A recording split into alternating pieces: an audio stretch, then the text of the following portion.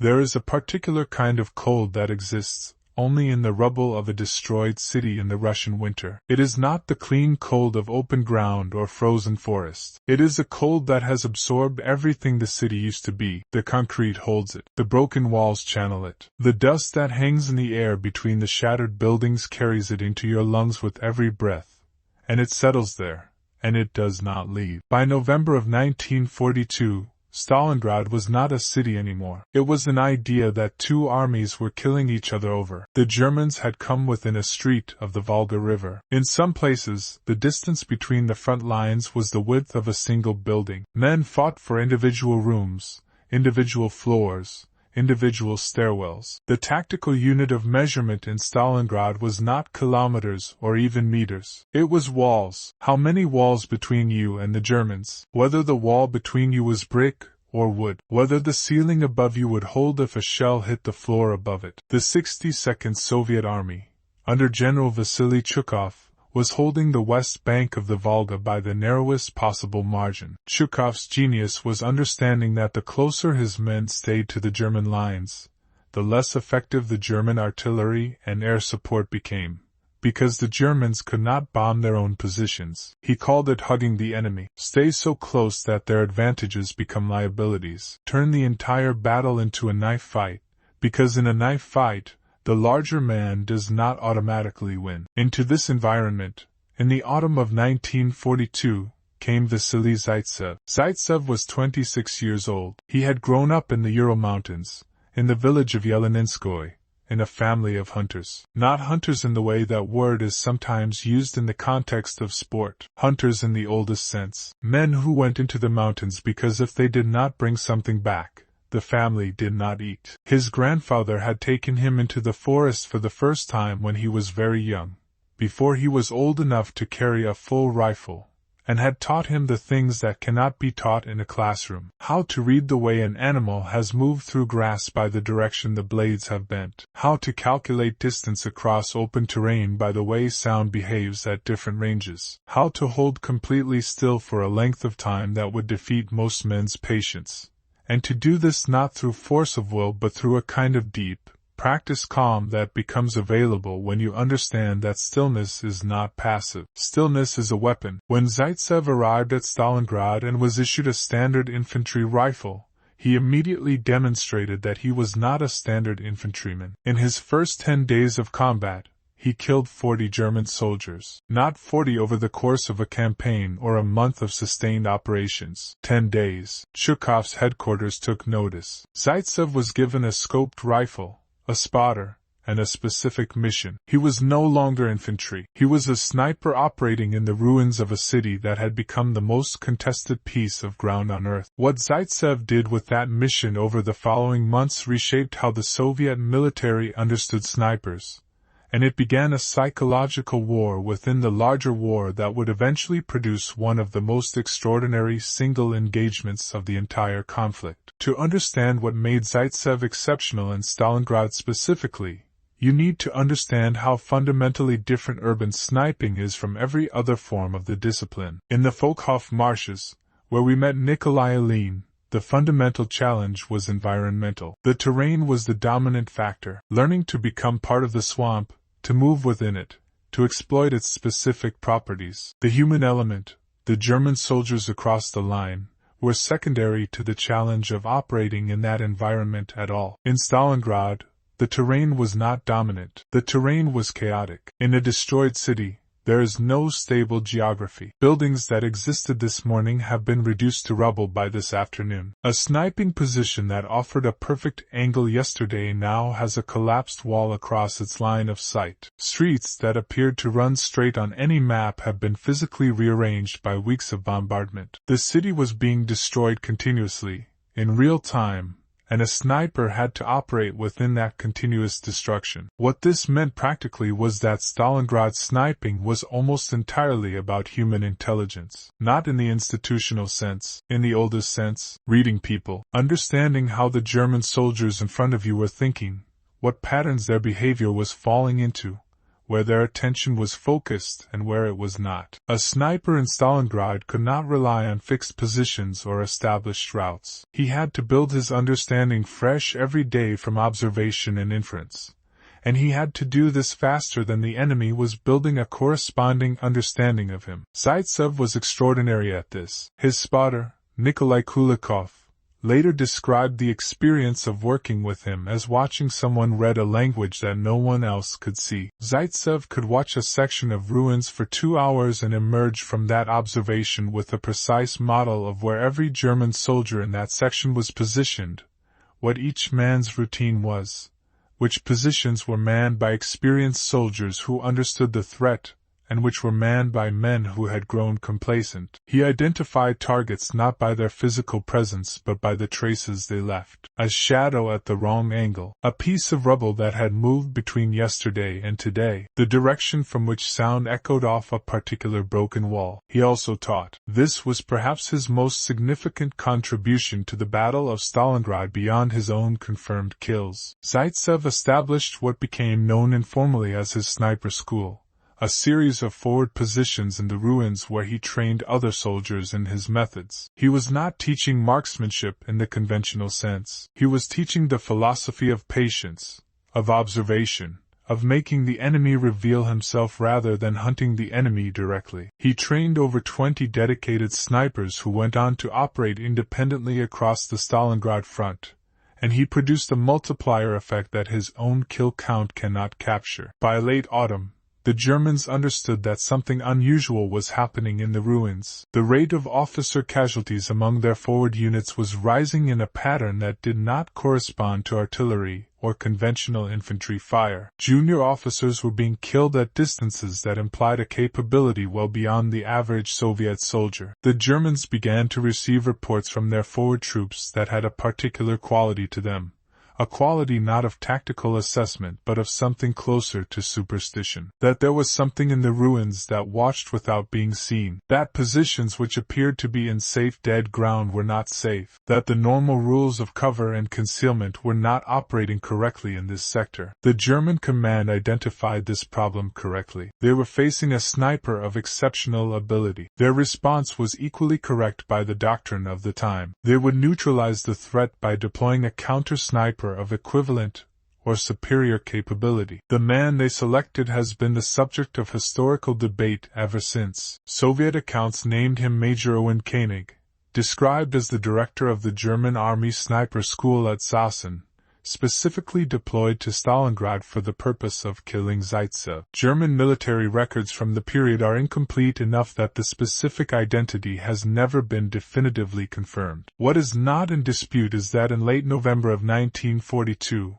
a highly skilled German counter-sniper arrived in the Stalingrad sector and began hunting Vasily Zaitsev. What followed was not a single dramatic confrontation. It was a process, a slow, methodical, extraordinarily dangerous process of two men attempting to locate each other without being located themselves, across a battlefield where the penalty for a single error was immediate and final. Zaitsev became aware of the German hunter through the pattern of his work. 2 Soviet snipers operating in the same sector were killed within a short period. The shots that killed them shared characteristics. Both men had been in positions that Zaitsev would have described as well-chosen, positions with good concealment and multiple exit routes. Both had been killed by single shots to the head or upper chest, fired from angles that suggested the German had found elevated positions offering lines of sight that the Soviet snipers had not identified as threats. The German was not simply a marksman, he was a tactician. He was thinking about how a Soviet sniper would think, identifying the positions a trained man would select, and then finding the angle that made those positions lethal. Zaitsev began to think about how the German was thinking. This is the recursive quality of counter-sniper work that has no parallel in any other form of combat. It is not simply skill against skill. It is model against model. Each man is constructing a mental simulation of the other, predicting behavior from the evidence of past behavior, attempting to stay one inference ahead. The man who makes the first error in that process is the man who dies. For 3 days, Zaitsev and Kulikov observed the sector where they believed the German was operating without firing a single shot. They were not waiting for a target. They were collecting information. The sector in question was a stretch of ruins anchored by the remains of a factory building and a section of open ground that any sniper crossing the area would need to account for. Zaitsev mapped the sight lines. He identified every position that offered a view across that open ground. He identified the positions that offered a view to those positions, the second-order angles, the places from which a man could watch a watcher. On the third day, he identified something. A sheet of corrugated iron lying in the rubble at the edge of the factory building. It was in a position that had no logical reason to be there. The rubble around it had fallen in patterns consistent with demolition from above, but the iron sheet was oriented at an angle that the demolition alone could not explain. Someone had moved it. Not recently. Recently enough that the disturbed dust around its edges had resettled and the position looked natural to a casual eye. But Zaitsev was not a casual eye. He spent the rest of that day and the following night confirming his inference. He observed the angle of light on the sheet at different times of day. He identified that the sheet was positioned to prevent light reflection, while still allowing observation through a gap at its lower edge. He concluded that the gap was oriented toward a specific section of the Soviet line, a section where two of his best trained snipers had recently established positions. He had found the Germans' hide. What followed required patience of a quality that is difficult to describe because it has no peacetime equivalent. Zaitsev could not simply fire at the position. Firing at a well-constructed hide occupied by an experienced sniper who is expecting counter-sniper attention is not a solution. The hide would absorb the shot and reveal Zaitsev's own position in the process. He needed the German to expose himself. To do that, he needed to create a reason for the German to look. Kulikov raised the helmet above their position for a fraction of a second. This was a standard technique for provoking response fire,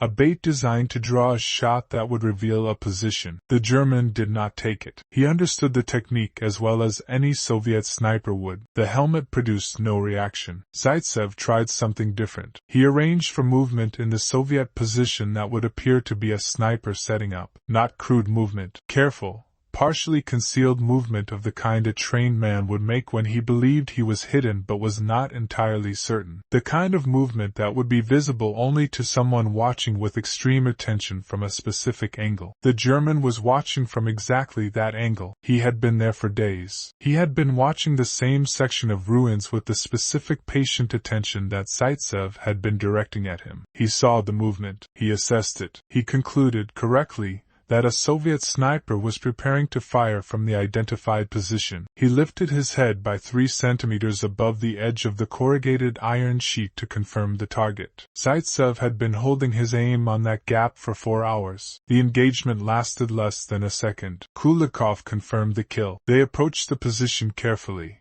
as trained men approach any position where a wounded or playing dead opponent might be waiting. What they found was consistent with what Zaitsev had inferred from 3 days of observation. A well-constructed, carefully camouflaged position, good sight lines across multiple approaches, the equipment of a serious professional, and a man who had been very good at his work and had been beaten by someone marginally better, or possibly just marginally more patient, on this particular day. Zaitsev later wrote about the engagement in terms that were notably lacking in triumph. He wrote about the German with something that read more like respect than anything else. He described the construction of the hide as the work of a man who understood his craft. He noted the patience that the position implied, the days of stillness it had required, the discipline of not taking shots that would have revealed the position prematurely. He wrote that the German had not made a large error. He had made one small error, once,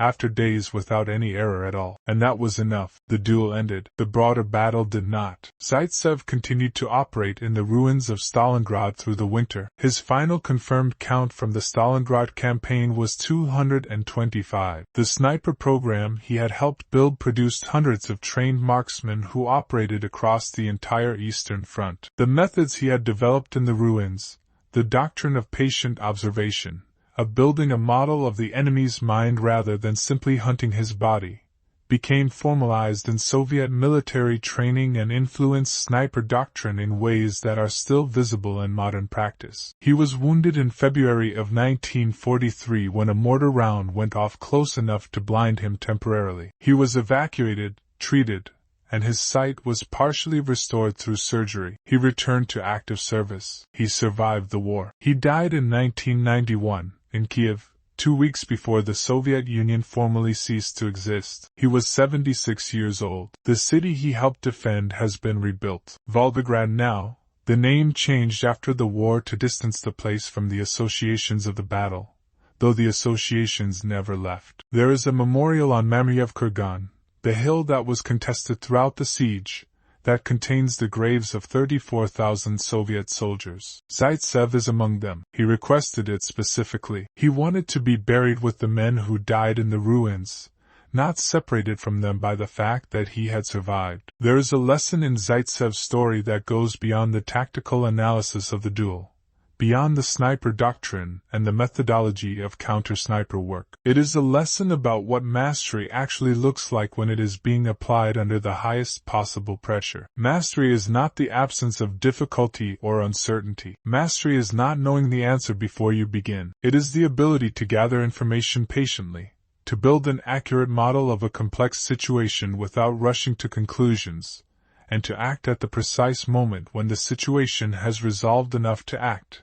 and not before. Zaitsev did not know where the German was on the first day, or the second. He gathered evidence. He tested hypotheses. He remained uncertain until the evidence resolved his uncertainty, and then he acted on it completely. The 4 hours he spent holding his aim on a gap in a piece of corrugated iron was not stubbornness or bravado. It was the natural conclusion of 3 days of correct reasoning. He was not hoping. He knew. That distinction, between hoping and knowing, is what separated him from the men who died in the sector before him. And it is a distinction that has nothing to do with the war and everything to do with the nature of difficult problems, and the kind of mind that solves them. In the next episode, we leave the Soviet Union and cross the Pacific. There is an island in the Philippines where, in 1945, a Japanese lieutenant refused to accept that the war was over, and continued fighting alone in the jungle for nearly 30 years after the surrender. His story is not simply about loyalty or delusion. It is about what happens to a man when the world he was trained for ceases to exist,